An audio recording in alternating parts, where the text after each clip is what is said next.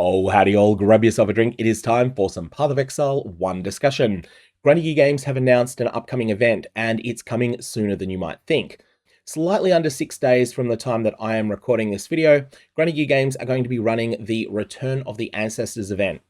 Now, this is going to be an event that is going to take pieces of 3 different events from Path of Exile's history.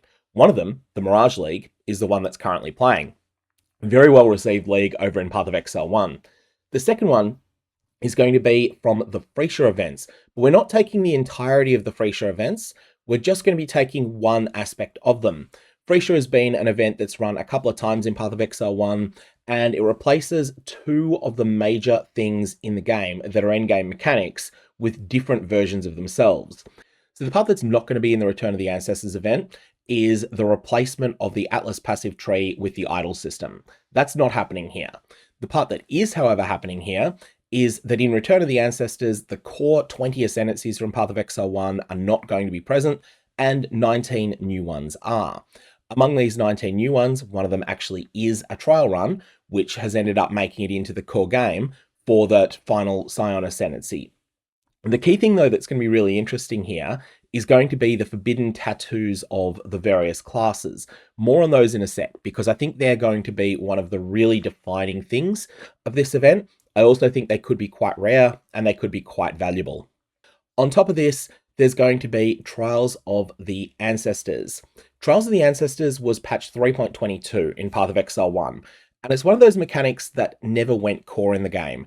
Not because it wasn't fun for a little while, but because the ways that you optimized it ended up just not being very fun play patterns. So it was kind of really fun for a few hours of gameplay. And then after that, you found that like the best ways to engage with it were just really degenerate. Some people liked them for a little bit, but they did tend to get stale pretty quickly.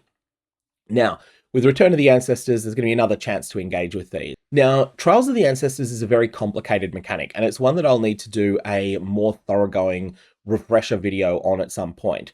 It's also quite challenging to do any of that sort of refresher content because it's not like you can go into the game and get footage of the way that it works. You have to rely upon footage that exists from a couple of years ago. Otherwise, there's nothing really that you can do with it. It's quite hard to explain what Trial of the Ancestors was as well. Essentially, you were the captain of a team and you would go up against an opposing team. This would be a combat match, but it would be a combat match with some special rules. And the way that you won was not by slaying all of the opposing side monsters. That would be something that would put you in an overwhelmingly strong position if you could do it, but they would respawn. But what you would need to do is attack their totems as well. And so you'd end up in this situation where you'd be running around, fighting monsters for a little bit, trying to either make time for your allies, your NPC allies, to go and attack the totems, or you would need to go and attack the totems yourself once it was safe to do so. It was a high action event that ended up kind of getting completely destroyed once people realized how broken Void Sphere could be in it, how broken knockback on rapidly hitting skills could be in it. So you could kind of break it, but until you did, it was a really fun mechanic for a little while. Then eventually it scaled in ways that Granny Games kind of never got right. So the scaling of this mechanic ended up feeling really bad as you got further on because the monsters started one-shotting you all the time. And that ended up getting really frustrating. And there were lots of reasons, good reasons, that it didn't make it core. That said, it was quite a fun mechanic, especially the period where you were trying to figure out how best to play with it. The thing that's key out of this is where Granny Games decided to introduce tattoos as a character customization mechanic. And amongst the tattoos, there were a number that went legacy. So these still exist if you play in Standard League in Path of Exile 1, but they're not available to acquire anymore. A lot of the legacy ones are coming back, and on top of that, there are some brand new ones. Here is the Forbidden Tattoo of the Ranger. Notice that this replaces an Ascendancy notable passive skill, and you are limited to 1 Ascendancy tattoo. So this means that if your character is a witch, you can allocate one of these from the Ranger, but you can't allocate a second one from the champion or from the witch or anything else. You are limited, hard limited to 1 on your character. These things are going to be really interesting, however, particularly in conjunction with the Phrecia Ascendancies. Now, with the Phrecia Ascendancies, there are some Ascendancies where you have a point that is objectively bad. And here, I think the Behemoth is the classic example. The Behemoth's entire ascendancy is structured around Rampager being a mandatory first notable you must take. There is no avoiding taking Rampager, because there's only one way to path out of the center. When you do, 10% increased character size, okay, lol. Spells deal no damage. Your auras are disabled. That has been changed. It used to be your spells. It's now your auras. Melee hits counters rampage kills and rampage. Now, there's a positive upside here, but auras are just so strong that this is pretty overwhelming, especially given that it also turns off your ability to deal damage with spells. What you can do, in conjunction with one of these new tattoos, is you can go, oh, you know what? Maybe I actually get a trash tier Ranger Ascendancy notable, but anything is better than this notable.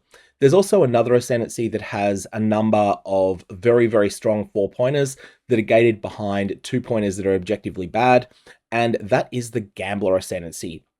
And so with the Gambler, you have Overly Confident, which is just weak. It's never negative, but it's very, very weak. Damage of enemies hitting you is unlucky while you are on low life.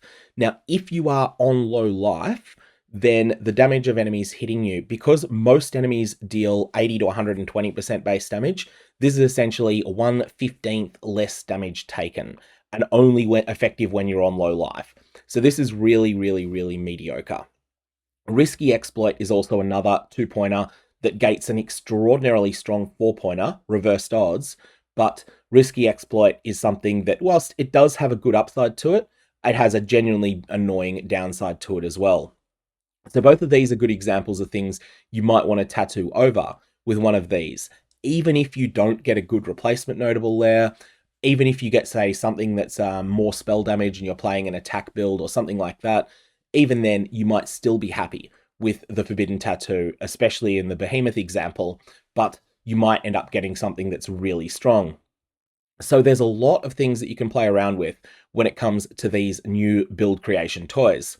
Now, note that during this event, tattoos will not be available as a reward through Kingsmart shipping, so the only way you're going to get them is by engaging with the Trials of the Ancestors content that is returning, which is going to be a bit of fun. It is a mechanic that's quite generous with tattoos, so it's not going to be a problem to get a reasonable selection of the base game tattoos, or potentially even some of the more common of the legacy tattoos, such as the Honored tattoos. More on those in a sec. On top of this, they mention here that the balance for these classes remains the same as the previous Phrecia event. So the last time they did a Phrecia event, they did a little bit of an overhaul of some of these. They brought up the power of some of the most egregious underperformers and brought down some of the egregiously overperforming ones. There are definitely some Ascendancies in the Phrecian lineup that are better than others, but at the same time, it's not quite as egregious as it was the first time the Phrecian Ascendancies came out. Anyways, there's a couple of other things that you'll need to know about for this. There is a guaranteed mystery box if you care about that. That's just for killing Katava in Act 10. And probably more interesting here is the list of items that are being changed here. So the returning items for the event, there's the silver coin, there's all of the loyalty and Makanga tattoos. Now, the loyalty tattoos are ones that align you to one of these historical figures like Calm. They can be quite strong. They also have some pretty complex mechanics associated with them. They're not something that you need to worry about early on. You probably will see these early on because the last time they were available, they weren't very rare and they just weren't very popular or very good. The Makanga tattoos, however, are very, very strong. So these are something definitely to look out for. And then the Honored tattoos are also very, very strong. Then after this, we have the Ancestral Tattoo of Bloodlines, the Honored Tattoo of the Makanga, which is a special example of these Honored tattoos and the Makanga tattoos. This one will be somewhat chase. And the Journey Tattoo of Makanui, which from memory, which is one that allows you to replace a keystone on the character power passive tree with a random keystone from elsewhere on the tree. Now you might be thinking, oh cool, this allows me to double down on one of these. No, it doesn't allow you to double down on it. It just allows you to have, say, Chaos Inoculation in 2 different places on the passive tree. And that's the entirety of the new items that are being added. Now, there's a little bit of an FAQ that's being added down here as well. Just having a quick look through here. Firstly, will this be available on all platforms? Yes. This is one of those things that I think that console players will be very happy to see. Yes, this is not a PC-only event. This is coming to console as well. Can you play an existing character, for example, from the Mirage League? No. No, this is a fresh start. Can you change your Ascendancy class during the event? Yes, you can. You can start out as a Behemoth and then you can change over to an Antiquarian. I think it is one of the other Marauder ones. You'll be able to change over there. Is Reliquarian Ascendancy available? No. However, the Scavenger, which is a Phrecian Ascendancy, is actually much more like the Reliquarian than it is like the Ascendant. Will Forbidden Tattoos grant passives from regular Ascendancies or Phrecian? They'll be from the regular game Ascendancies. And then, can I apply a Ranger Ascendancy tattoo as a witch? Yes, you can. Just remember, you can only apply one of these things. And will I be able to finish my remaining Mirage challenges in this event? Yes. This is something I'm very happy to see. I was expecting it, but this is going to be good because I've done all of the grindy Mirage challenges, but I haven't done all of the fiddly ones, and so it'll be good to just get them all out of the way. Anyways, keep in mind this is sooner than you think. If you're in my time zone, which is over on the east coast of Australia, then it's going to be 8 a.m. on Friday. But for most of the rest of the world, it's actually going to be earlier than that. This is 2 hours later in the day than a typical middle of the year league is going to start. And this is going to start on a Friday New Zealand time, but that is going to be Thursday for many of you. Anyways, I'm going to leave it there. This event's going to be running for 3 weeks. There's time to theorycraft your builds, but I want to just go through the news first and then start thinking about some of those build ideas later. May your Varlorbs and your volatile Varlorbs have interesting results.